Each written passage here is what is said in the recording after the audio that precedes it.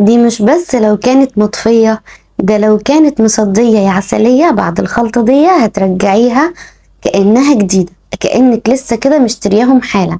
عندك بقى شوك، ملاعق، سكاكين، اي حاجة عندك معدن عايزة تلمعيها وترجعيها بتبرق زي كده، تابعي بقى الفيديو ده للنهاية وشوفي بقى الخلطة الرهيبة اللي هنعملها، اللي كل مكوناتها موجودة في كل بيت بجد، مفيش ولا اي حاجة تشتريها مخصوص ليها.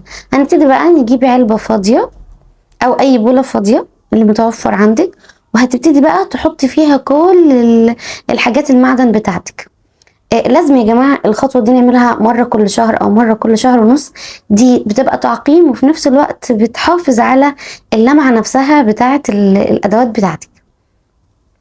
حطيت بقى الشوك والملاعق الصغيرة والكبيرة والسكاكين. بصي اي حاجة عندك معدن حطيها، ومن اي نوع وكله في بعض، حتى لو مصدية بعد الخطوة دي مش هتبقى مصدية. اول حاجة هنا بقى هبتدي انزل بحوالي نص كوباية حلوة كده من اي صابون سائل عندك، صابون السائل بتاع المواعين، اصفر بقى، اخضر، ازرق اي حاجة. بعد كده هبتدي انزل بملعقتين كبار هرميين ونص من البيكنج باودر، لا سوري، نص ملعقه من البيكنج باودر واتنين هرميين من البيكنج صودا اللي هو بيكربونات الصوديوم يا جماعه، او كربونات الصوديوم.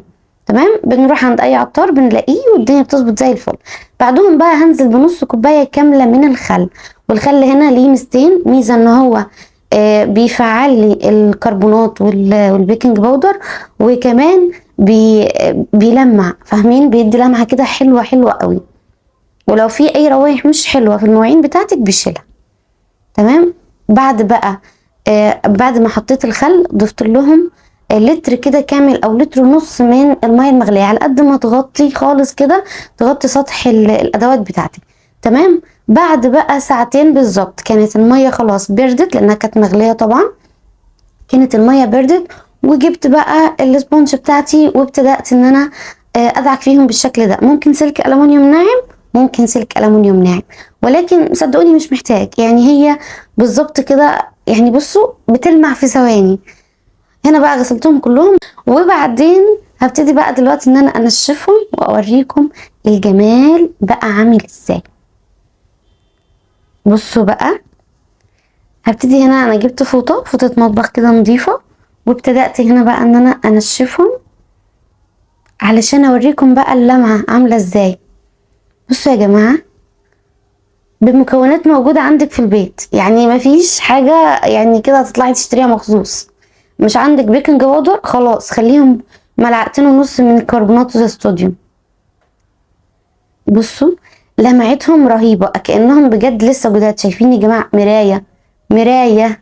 جربيها بقى وادعيلي. والمفروض دي يا جماعة تبقى نظافة دورية عندك، كل شهر بتعملي للملاعق والسكاكين والشوك بتاعتك النظافة دي. وكده بقى يا جماعة نكون خلصناهم، وتنشفيهم حلو قوي كده علشان ما يبقوش بقى فيهم اي بقع مية تنشف عليهم، وهتلاقيهم بجد لامعين جدا جدا. لو عندك مصديين هيرجعوا كأنهم جداد لسه جايباهم من عند الادوات المنزلية. بصوا بجد روعة، حلوين حلوين حلوين قوي. يلا بقى جربوا الخلطة الحلوة دي وابهروني بقى، مستنية التطبيقات بتاعتكم على الصور تبقى قبل وبعد، وشوفوا بقى الخلطة الرهيبة دي هتعمل معاكم ايه. بجد يا جماعة جنان. استنوني بقى في فيديو جديد ووصفة جديدة، ولو وصلتي معايا لغاية هنا ما تنسيش تعملي لي اشتراك للقناة لو اول مرة بتشوفيني. انا كراميلا، ودي قناتي كراميلا الشيف الصغير، وكمان هنزل تطبيقاتكم على الفيسبوك على الصفحة عندي.